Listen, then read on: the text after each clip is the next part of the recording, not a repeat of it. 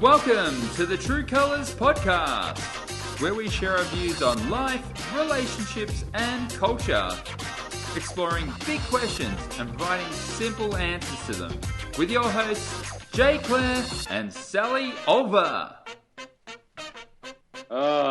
Episode number 6 of True Colours. Episode number 6. We've made it 3/4 of the way through to the death rattle.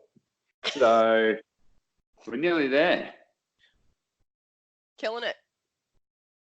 Episode number 6. And we are talking about parenting. We're not. Parenting. Big topic. It is. We are both parents, so we're experts We are. on this topic.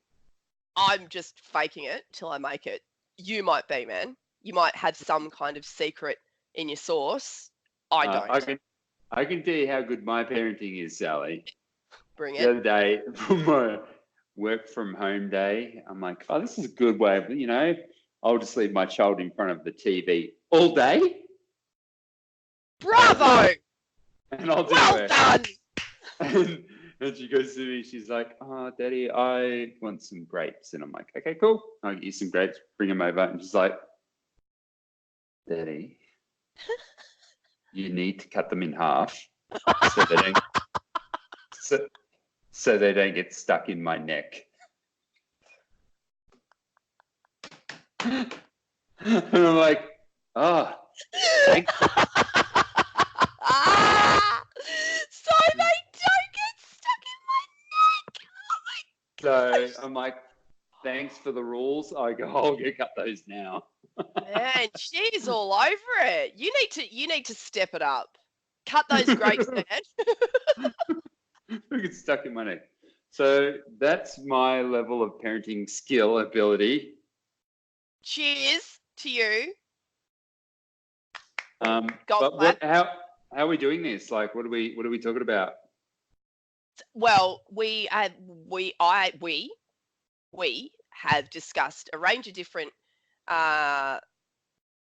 questions that we've just talked about in our conversations before. So we thought we'd put them down. So the question number 1 is, what's happened to parenting? What's happened to parenting? What is parenting now? Okay. Question number 2 is, are your kids your friends? Huh. Number 3 is, why are parents so afraid to discipline their kids in this era? And number 4 is the general, and I'm gonna say general because this doesn't pertain to everyone, because there are some great kids out there, but is the general apathy of this generation, is there any correlation between that and poor parenting, say for the past 20 odd years? So are you making is basically what you're talking about today based on the fact that you think parenting has eroded in the last 20 years? Oh, 100%. Oh, so that's your stance? You think parenting is... Yep. So I guess that frames that first part. So because I didn't understand what you were saying. So what's happened? What's happened to parenting? Parenting. So what do you mean by what's happening to parenting? So you're saying there's something going on. So let you explain that. So I just feel that we're in an age where the boundaries are becoming a little bit too blurred for my liking. This isn't in my household because I'm pretty strict. But in generally speaking, I just feel like kids are given a little bit too much leeway these days. I think I feel that there's a fear among parents to kind of put your foot down and say no to certain things, or to for example, when I say something to another child and they turn around to me and they go, why? that infuriates me. Like, just the fact that, like, I'm the something. boss here. Well, it's not about being the boss. It's not a control. It's really seriously not a control thing. It's a respect thing. I feel like kids today, I feel like the respect that we gave our elders 30 years ago was a lot richer than the respect kids are giving adults today. I think the way that kids speak to adults, I think the way that they speak to their teachers, I've seen the way that kids, speak to their educators. We would not have spoken to our teachers like that 30 years ago. So obviously something's happened where kids think that they're on equal footing with their parents, with their grandparents, with their educators, with whatever. And it's like, well, actually, mate, no, you're not. Would you say that there's like a thing where it's at a level where they're trying to treat children like adults, Yes. even though they don't have the capacity to Yes. think in with an adult's mind? Yes. And I think you're doing the child a disservice because it kind of leads into, well, this sort of leads into our second question, actually, quite nicely, is are your kids your friends?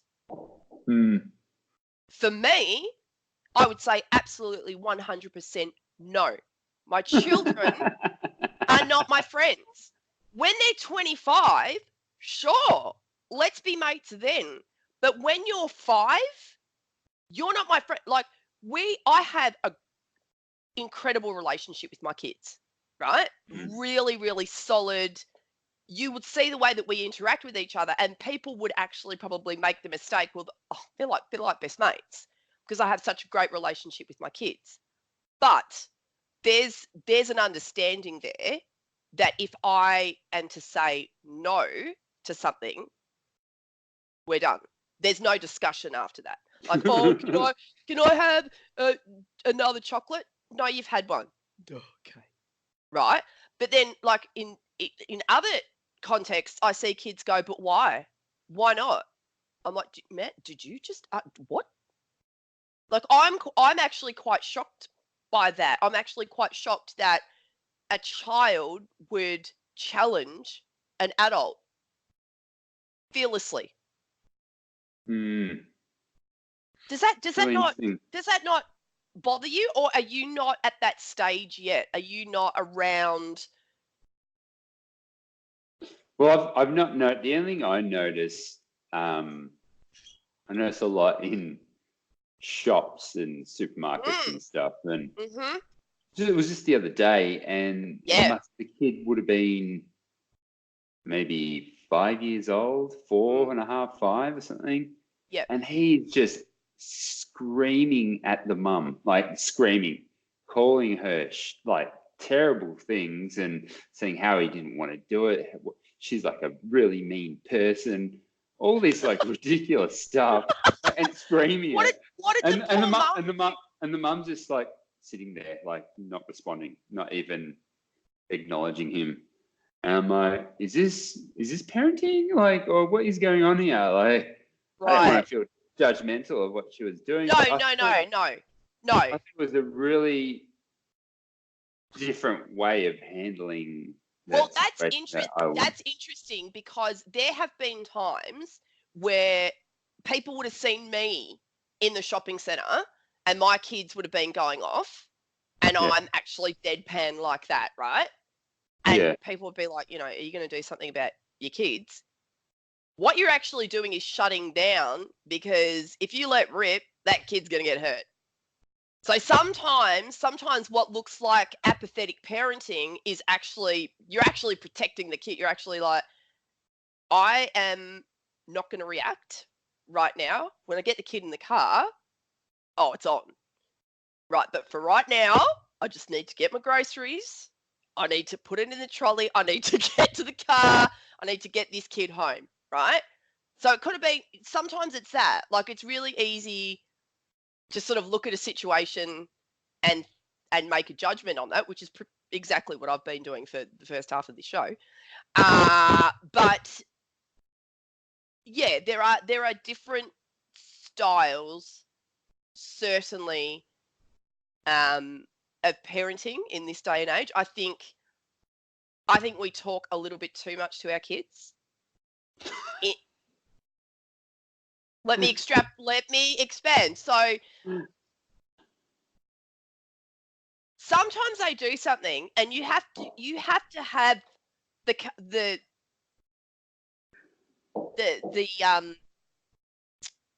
not the courage, but the vulnerability, the humility.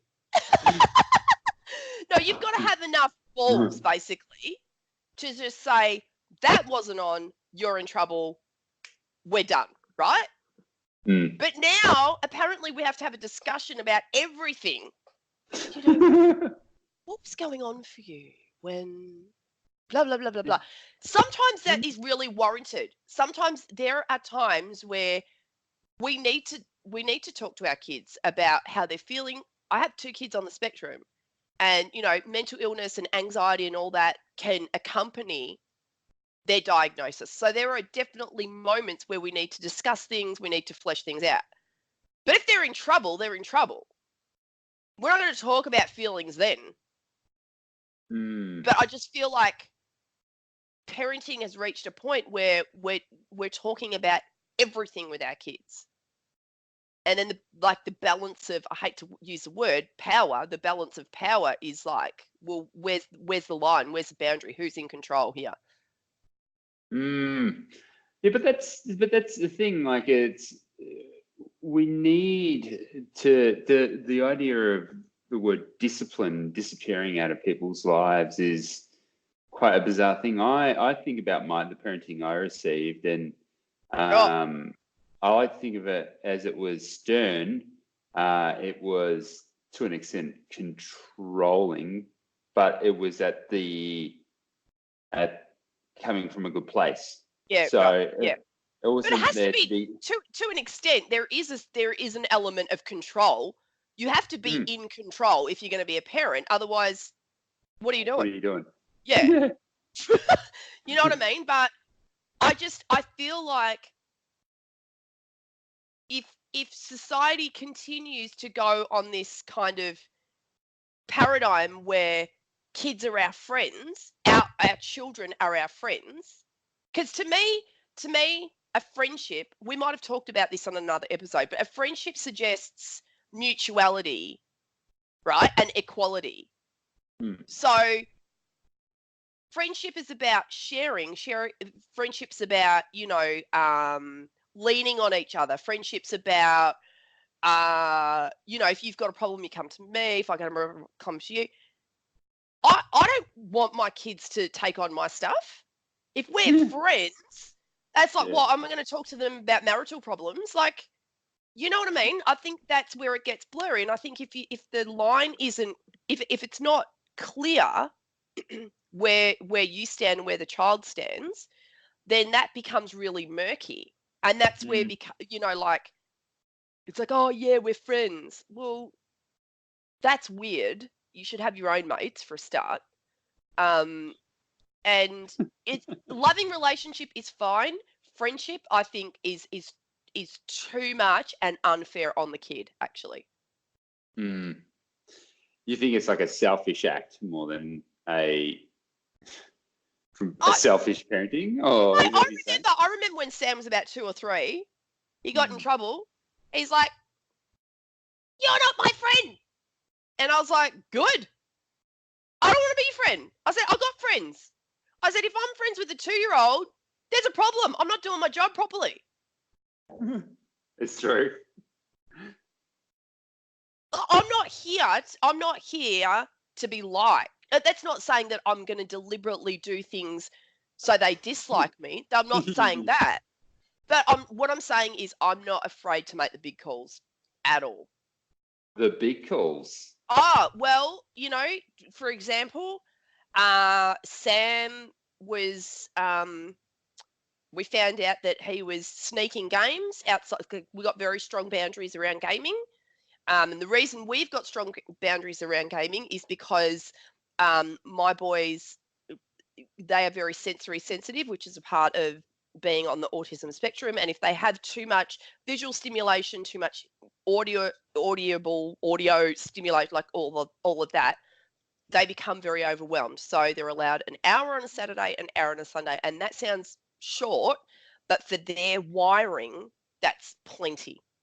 So anyway, he's sneaking games. We found out, right? Long story short, yeah, playing them till all hours of the night. Well, he got busted, man, and he was 1 month all without gone. A month. That's a good repercussion. 1 month without. A month, man, because I was like, you know what? A week's not going to cut it. He can make a week. He can make a week. It's got to hurt. It's got to be impactful. Because I'm like, this little guy, he's stolen, he's lied, he's been deceitful. Like, for me, where my values sit, that is not okay. That's just unacceptable. And, you know, some of our viewers or listeners might think that's a bit over the top. That's okay. But for my standards are, and the kind of character I want to build into my children, deceitfulness, stealing, lying, absolutely deal breaker. No way. So he got a month. 30 hours of playing time. Whew, it's a lot of time. Gone, right? Now, it's interesting because for an autistic kid, autistic kids have very limited interests, right? So gaming is one of his interests. That's his thing. He's got two things. There's reading and gaming, probably because they're both very isolated activities and he doesn't have to communicate with people much. So for that to be gone, well, that's massive. It's a lot of books. Mate, he plowed through those books. But I wasn't afraid to do that. And he cried and he screamed and it was, you know, really traumatic. And he would say to me every day, like, it's making me really anxious and, you know, and I was like, buddy, okay. And this is where, so I've laid down the rule and then, I've laid down the consequence. Then I'll talk to him about I'll talk to him about it. So the rule still stands. He's got no influence over how that consequence is going to play out, right? Then Judge Judy has spoken. Judge Sally was furious. I don't want that for my kids. I don't want that. But I'm just saying, like, my point is, I don't know that a lot of other parents that would be willing to go that hard. Well, and I think it's because it's easier. It's easier to go, just let them have it. It's easier because you go, all right, you know, you've lost it for a day. That's going to do nothing. Day will come and go like that. Yeah, I think you can only sort of figure out in your own head what's right for your kids at the end of the day, as long as you're not hurting them, sure. as long as you're not beating them, as long as you're not beating them, then there's how have you figured that out? That's a really good point because, like, I've got two boys who are quite a handful, and then I've got a little girl who basically raises herself. She's an angel. So the the discipline styles is actually quite different because with Molly Bell, I can just sort of say, Molly, what did Mummy say? Hi, Zoe. And that's it. That's the end of it. Whereas with the boys, it's, you know. Is that really what she does? Yeah. I'm sorry. I'll not do it again. Like, Matt and I just constantly look at each other going, where did that one come from? She is like I'm not kidding. And I only say this because I've got 2 other rat bags, so I'm not going to be this parent that, oh, my kids are so great. My kids are great. They are awesome, but they're normal kids and they stuff up just like anyone else's kids. But Molly Bell is the most obedient, compliant, well-mannered. And we're just like, where did she come from? Why is she like that? You've been conditioned for children to be a different way. And now you're like, this is so different. I don't understand what's going on right now. It's just a walk in the park. She's a walk in the park. I reckon she was just born into chaos and she was just like, nah, I'm not going to bother. I got Buckley's. I wonder what but that's the thing with parenting as well. Like every iteration, you've learned a little bit more. So it maybe it's just a natural thing based on the way that those first few years of her life were like, because you're already in the zone. Yeah, it's interesting, isn't it? There's is it nurture? Is it nature? Who knows anymore? Like it's a blend of the two, no doubt. Yeah, we're reading out was it like star signs, and Annie was saying how with baby number 2, how it's born in it'll be end of January, which makes it what was it again? Capricorn? Nah. I don't even know how I know that. Sagittarius? But it was, yeah. No, it wasn't that either. I'm just saying stuff now. You're just guessing. You've only got 10 to go.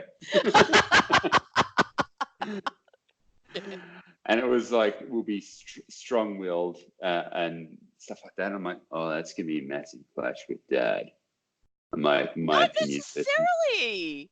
Not necessarily. Like, it might actually be, it might work really well. Like, say Nathaniel, my middle child, we need a whole episode just to talk about Nathaniel because he's so Nathaniel.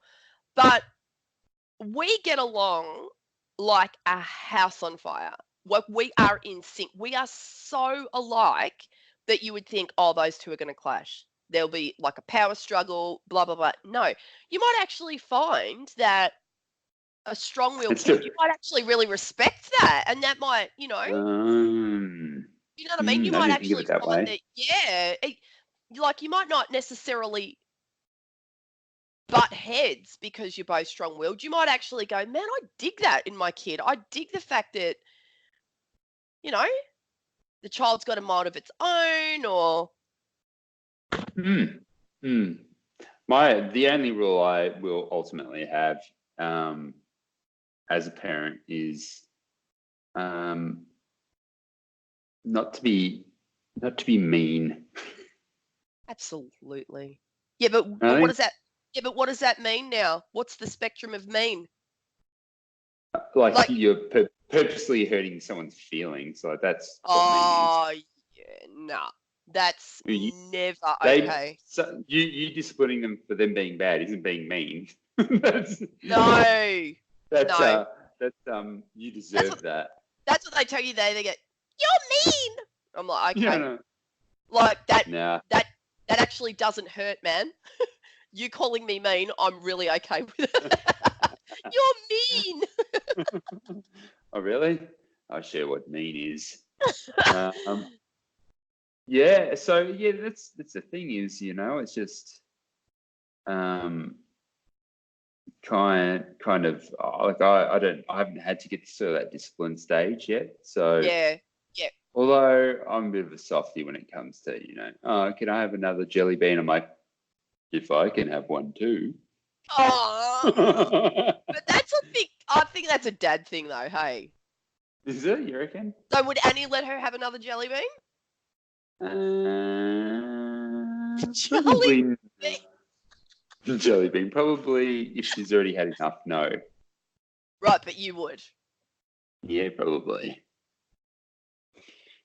Come on, Jay. You don't get into this physique without, eating a few jelly beans.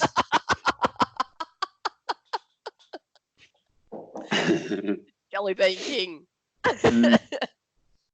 Yeah, so parenting, I think it's definitely, if to sort of bring it all back together, parenting has definitely changed, evolved. Has it evolved? Would you use the word evolved? I would say it's devolved. Disintegrated. But interesting word. I think so. I think the parenting information has evolved. I think the information out there has evolved. Has the implementation evolved? No. I mean, they went from it was okay to beat your child to you can't even talk to them loudly. Like that's a massive swing in like 30 years. Yeah, but would you say that? Yeah, my cousin came over on Saturday night, and he's telling me the story. He's like, "Oh yeah, you don't parent like they used to. Like my dad used to put me through a wall," and I'm like, "Oh yeah, that's funny." He's like, "Yeah, he did that," and I'm like, "What?" And he's like, he didn't mean it, you know. And I'm like, "Oh, see, that was parenting back then. He's fine." It was parenting back then. Yeah. I do remember. Like, I think my dad smacked me once. Right. Only once, and I deserved it. What did you do? I was probably like 12 years old, and I think I told my mum to get effed. I don't know why. I can't remember the backstory, but it must have been one of those stages where you're like, I'm not happy right now, and I've just learned a new word. There you go. Oh no! Yeah, you need to be snacked for that one. And I was like, oh, I'm out of here. And I was gone for like hours, and I got back. My dad was waiting for me, and I'm like, yeah, I kind of deserve this one. Yeah, I'm going to cop it. Yeah, we actually don't smack our kids. This is a good topic to discuss as well. We actually don't. We decided we weren't going to smack our kids. Anti-smack or just not smack your kids? Like, are you anti-smacking? We are anti-smacking. Are you saying that the front of the hand you're against, not the back of the hand, or both? Okay. No, I'm not anti-smacking. Actually, I'm not anti-smacking. Oh. What I am anti is smacking in anger. All right. So if you have smacking your kids because you've lost control, I'm not down with that. But if someone's telling their mum to get effed, they're going to get smacked. Right? So you've not had a reason to implement a smack yet. I have Molly Bell. I don't think will ever get a smack in her life. The boys have been smacked, but when I say smack, it's like it's so futile, man. It's like why bother? Why bother? It's like a tap. It's like, why don't I even do that for? That has absolutely no impact whatsoever. None. Yeah, I'm an anti-smacker. Yeah. But I don't know. You just feel like, will there be a moment that calls for a smack? What's my smack line? Oh, smack line. You know, where's no smack? That's definitely a smack. Is a smack going to solve anything? No, it doesn't. No, it doesn't. That's why I get to the why do you need to smack? Yeah, But I wouldn't say that I'm an anti-smacker, because if you said that you smacked Lucy, I wouldn't be like, man, nah. Do you know what I mean? Like I'm anti-beating. I'm anti-abuse, and I'm anti smacking as a reaction to something because you've lost emotional control. I'm anti that. But I'm not, if I'm hanging out and one of my girlfriends gives their kids a smack, which they will, like, I don't look at that and go, you animal. You beast. No. What is this, 1987? I don't, yeah. Do you know what I mean? So I'm probably not anti-smacking. Yeah. Per se. There's nuance, right? There's nuance, and I'm like we're saying before, I think that that is very much up to the parent. But I think from what I've experienced myself, from what I know from parenting 3 kids, doesn't do anything. So basically, the only rules is don't be mean and don't beat. I think they're good rules to live by. Yeah, Once again, we've solved the big questions of the world, Joe. All right, it's time to pack up. Let's write a book. Yeah. No meanness, no beating. It's going to be like, that's it. It's a bestseller. Mate, that is convenience reading right there. Mm. But you know what? It could be like poetry, like it's layered. Like you have to look for the layers. It's like an onion. This is an interesting question. Because I mean, we've talked about, you know, sort of disciplining and you know, blah blah blah. And I feel that the level of discipline has reduced significantly. Mm. The level of quality discipline is, I don't feel it's there like it was in our day. Do you think, hang on, let me add something to this as well. It's something quite controversial as well, I believe.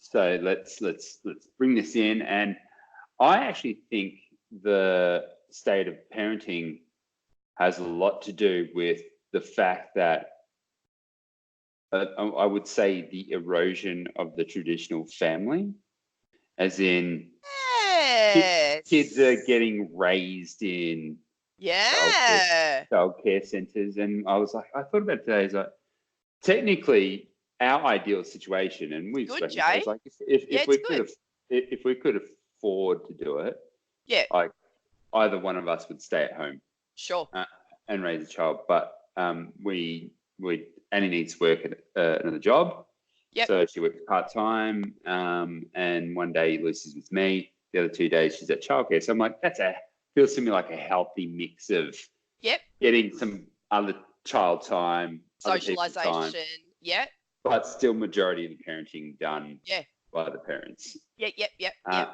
So, and this is no judgment at all on people. I mean, you've got to work, you got to work. But, absolutely. Or even if you don't have to work and you choose to work. Yeah, exactly. Power to you. Yep. No, but what I'm saying is you can't deny what kind of such a massive change in the way children are brought up will affect parenting and how children up as a whole. Brilliant point. I think that's a really, really, really significant point. And adding to that as well, and this is just, you know, building on what you're saying, absolutely, is, you know, the rate of broken homes as well. So what I think we've got now is a situation where there's not that strong foundational traditional union between the mother and the father. We both agree on this. This is how we're doing it, and off you go. You're right. It's fragmented now because, you know, sadly, some relationships don't work out for whatever reason. So you've got that kind of inconsistency there. Daycare is, I think, a really good point. I am so pro daycare. I was raised in daycare. My parents had to work as well. I did daycare since I was I think I was about 6 months old, which is really, really not something that happened in the 70s, but I was raised from very little in daycare. When we were in Melbourne, my kids went to daycare. You remember Sammy and Nate? They both went to daycare from babies. So I'm very pro daycare for a lot of reasons. But to your point, I think that's a really, really interesting point that you raised, because you do get this inconsistency of, well, mum and dad believe this, but my educator says that, and then so-and-so's mum says this, and so-and-so says that, and there's this real kind of confusion, I think.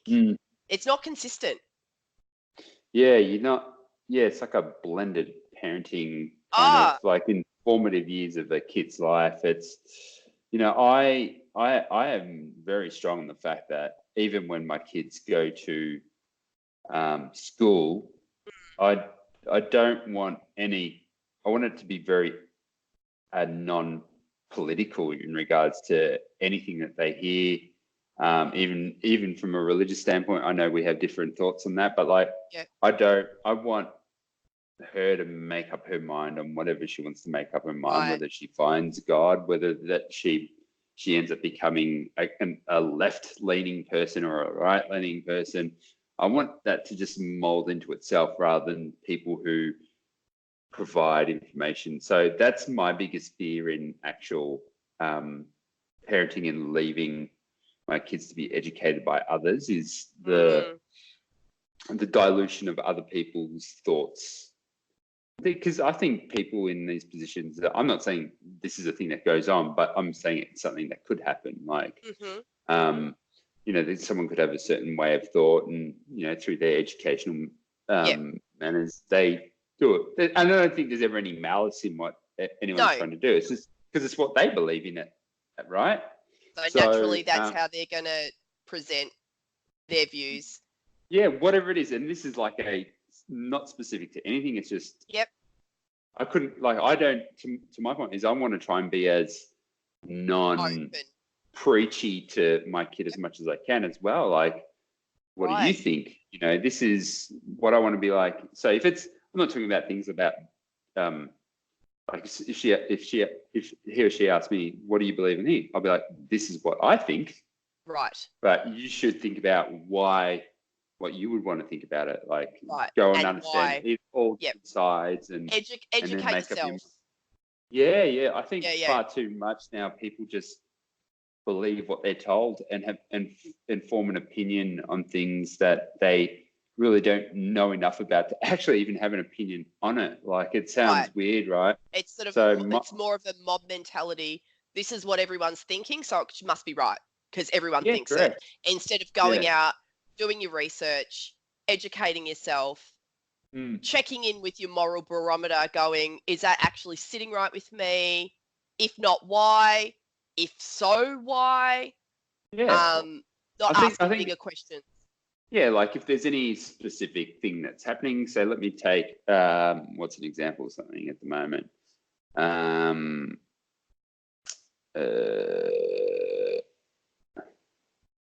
University or something, right? Okay. So I'm not going to be like, you need to go to university. I'll be like, when you get to that age, what is it that you want to do? Okay. Why do you want to do this? Why do you want to do that? There needs to be kind of like purpose to kind of whatever they want to do. So I'm not going to say, I believe you should go to university because I did it and it's good for you and you'll get an education, and be like, what is it that you want to achieve in life? And let's figure out a way that you can figure out what you want to do about it. Does that make sense? Oh, absolutely. And it's really, it's a good way to be. It's an excellent way to be because I worked at a university for 7 years, and I worked in student recruitment. I worked in course advice, and, all too often I saw students who were suffering depression, anxiety, all kind of mental illness because they had been forced to study something that they didn't want to study. Like, say, for example, I remember there was one, I'll never forget, there was one student, and she came in with her mum, and she had like exceptional ATAR scores, exceptional. And she wanted to do an arts degree, right? She wanted to study the humanities. Wasting her brain. Yeah. And her mum said, you need to tell her she needs to do law because her score's up. And I said, I'm not telling her that. Yeah, but her score, she can get in to law. So you need to tell her that she needs a law. And I was like, no, I'm not going to tell her that. Because it's so devastating to see students or kids mainly, and they are kids, they're like 17, 18-year-old. They're very young. You don't know anything. They're so young, being forced into these programs because there's this idea that it's going to be, and you know what, that comes from a really good place. That comes from a parent wanting the best outcome and stability for their child. I get that. My parent, like, if it wasn't for my parents, I don't think I would have finished my degree. If they hadn't hammered me, because I was just like, oh, come on, like, this is taking too long. I just wanted to be a dancer, really. But for my parents, I was like, nah, there's no way, that's not going to happen. Now we know that, if you've got a certain interest, like, say, for example, mine was in dancing, well, I could have done a double degree and I could have, majored in marketing, which I did, and then studied dance more and gone into promotion for dancing, or, that sort of thing. But in my generation, that was just cut off at the knees. It was just like, you are not going to have a career in dancing. Choice? What do you mean choice? No. You need a commerce degree. So I got one. And, credit to my parents, they pushed me, and I do have that qualification now, which is, that doesn't suck. Having that, there is a comfort in having that, like being a stay-at-home mum for so long, like going on 11 years now, and knowing that I have a qualification there. If I want to go back, I can explore that option. That's pretty cool. But so it wasn't for nothing.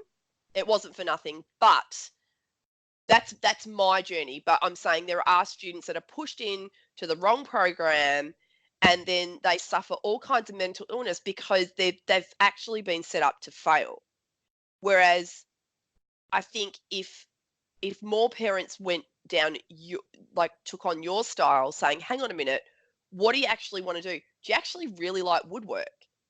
Are you a real carpenter? Is that something you excel at? Let's explore that. How do you know that kid's not going to be some designer? Not that that's the goal, right? But you just don't know that child has something within them that is, and they do, like, each and every one of them do have something within them that is specific to their personality and talent, skill base. Absolutely. And it's still, I find it still amazing how, even to this point today, how the lack of understanding how people think things like being a doctor and a lawyer and all these things are things of prestige, and they are, and there should be things that people aspire to if that's what you want to do, right? But you can do anything and be extremely successful at it today. You can do what I do these days, famous and making millions and millions of dollars. Like, these days, yeah.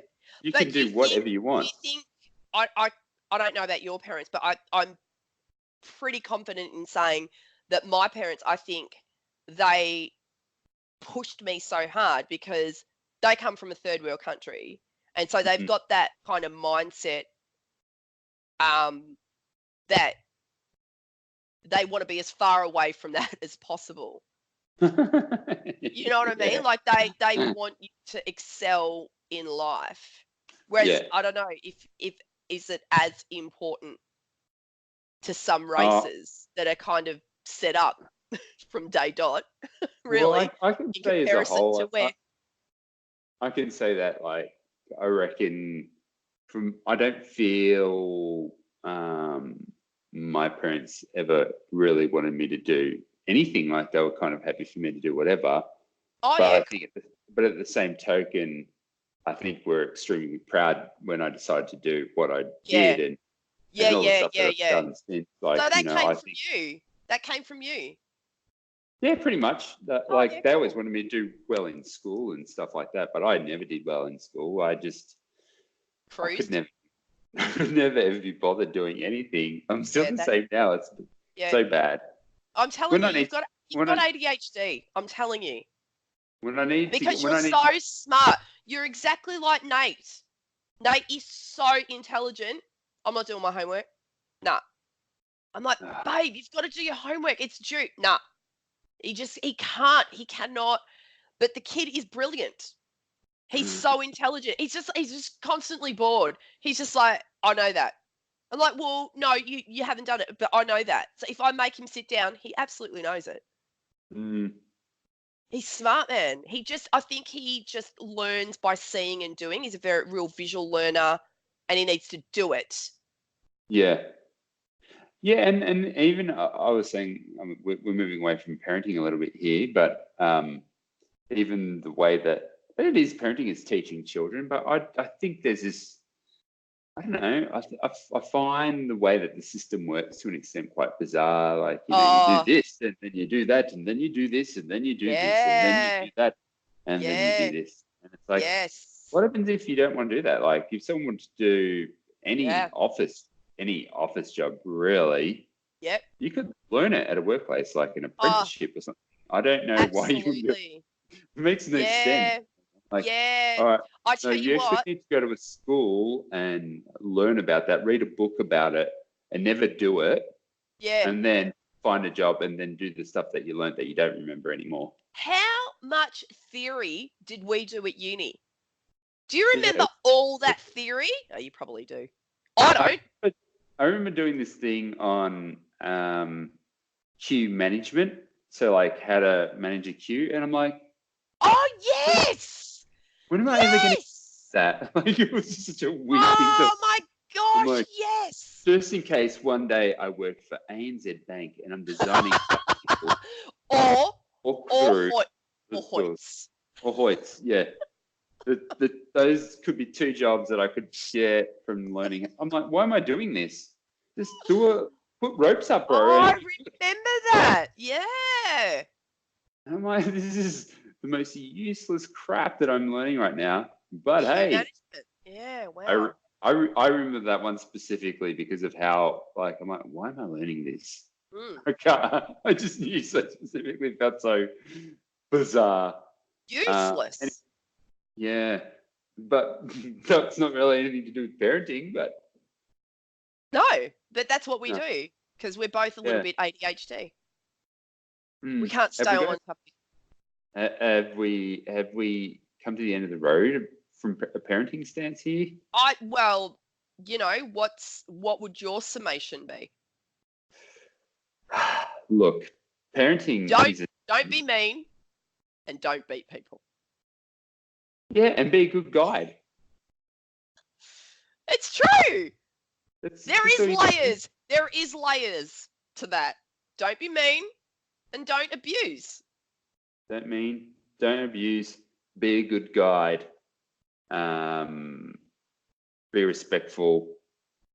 Yeah, but I think this is the problem because people say to your kid, oh, you need to be respectful. And kids are like, what does that even mean? What does that look like? What does it mean to be respectful? So what you just did, do the opposite. That's what that means. Okay? Do you understand that?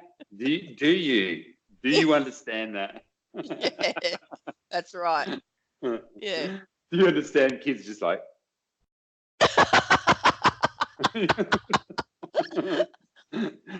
inside their head they're like, I have no idea what this crazy person's talking about. Just nod. Just keep nodding. So that's parenting. Yeah, I don't know. You've got more experience than me. I think it's an interesting time to be a parent. There's lots of bizarre things happening in the world, even though the world is the best it's ever been, ever. Like, people don't get that. The world is the best it's ever been. Yeah, right now, living right now. Right. Is the best time to be alive, ever. I think that's the title of our next episode. I would like you to expand on that. Really? You think? Yes. You think this is the best time to be alive? Yeah. Easy. Oh, mate. Easy. Take me back to before TV. I'm not talking about from a cultural standpoint. I'm like, you live longer now. Oh, right. From you can do whatever you want to do now. Right. Okay. Health is as good as it is now. I'm not saying, oh, well, you don't have Jimi Hendrix now. And I'm like, hey, take it easy. That's not what I'm talking about.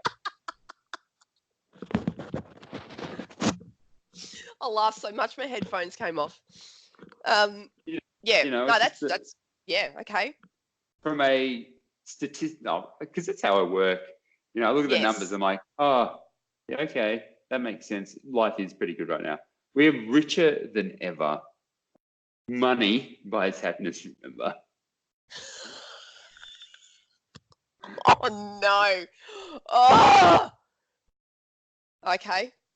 That's obviously we need to get stuck into that next week. So from that perspective, I absolutely disagree on everything you've just said. So I think we're going to have a meaty discussion next week.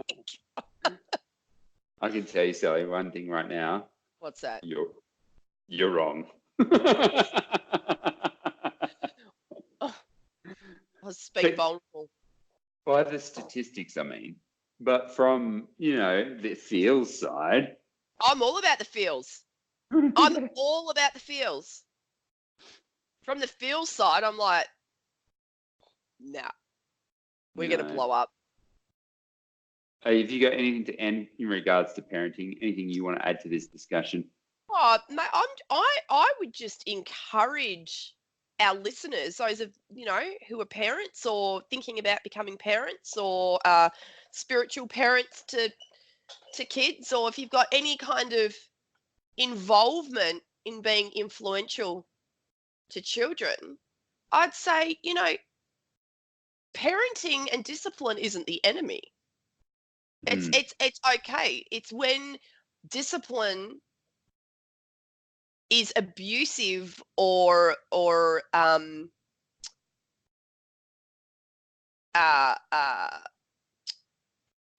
what's the word I'm looking for? If it's abusive or it's traumatic, that's a problem. An overuse of power. An overuse of power, that's a problem. But if you just need to say no to your kids, just say no. Just say no. No means no. Okay. And your kids are gonna love you. They're not going to reject you. They're not going to abandon you. Where are they going to go? They've got no money. I don't like you anymore. Okay. You're mean. Yes. Yes, I am. But I'm the best mean mum you will ever know. Oh, I am hardcore to my kids love me. And I think also, I think it's really important to note that being consistent and having those boundaries, being really clear about those boundaries and being really consistent, there's no wiggle room. I think that enriches your relationship with your child. I think that, bending so that they won't hate you or whatever, that's just damage control. That's just short-term damage control. But if you want long-term, substantial, long-term connection, relationship and connection with your kids, could do the hard yards, mate. It's not supposed to be easy. Well, I do find it is pretty funny though, out of all the things that you do in life. So, you need to get your license, you go through all this testing and stuff like that. You just got to get accredited for everything. The hardest thing in life, parenting, I think is like, yeah, mate, don't worry, you can do it, bro. It's easy. I think there should be a license, a manual, a training program, a university degree. Trust me, plenty of people are making lots of money off that industry right now. How to be a parent? Oh, what do I do?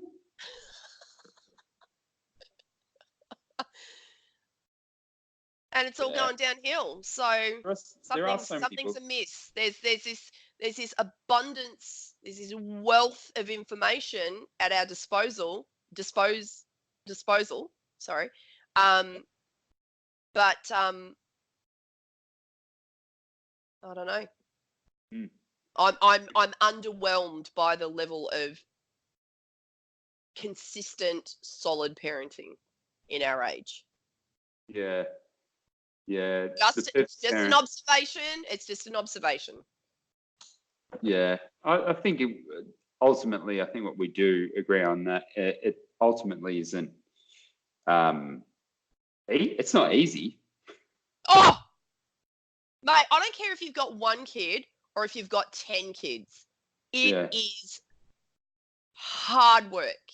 and we applaud all parents and acknowledge all parents for the investment and the contribution they make to their kids. I certainly have not got it right. Like, I can have opinions on parenting and whatever. They're just opinions. That's not to say that I've got it, wrapped up. No way. But I think, generally speaking, I would say 99.9%, there's a stat for you, of parents, they got their child's best interests at heart. This is a weird thing. It's like that whole idea that I think if you use that rule for most things, you'll find that in the world, you'll find that most people are actually good people. Most people are good parents. Absolutely. I do believe, I really do, that people are doing the very best that they know how. Even the really bad ones. That. Yes, I do, because some people, honestly, man, you're just like, oh, this person, right? Some people I'm not saying they're not annoying. Like, I know there's someone in my sphere at the moment who just, right? But you look at the mum and you go, okay, this person has just never been shown. You know what I mean? I think bad parent, bad guide. Yeah. So I honestly believe, I really do believe in humanity. I do. And I think that people are, and we all have our days where we go, I could have done that better. That wasn't a great day. Yeah. No one's exempt from that, right? But I believe that I believe that people are really trying to do the best that they know how to. Yes, I would concur. Yeah, it's been great speaking to you, Jay. I don't know if we really. No, we didn't. We didn't really answer anything, to be honest with you. But no, we did. We did. Yeah, and I would imagine that you're going to edit a lot of that. Have a great week. Goodbye. Until episode number 7. Yep. I'll see you then. Happening. All right. Take care of yourself. Goodbye. See ya. Bye.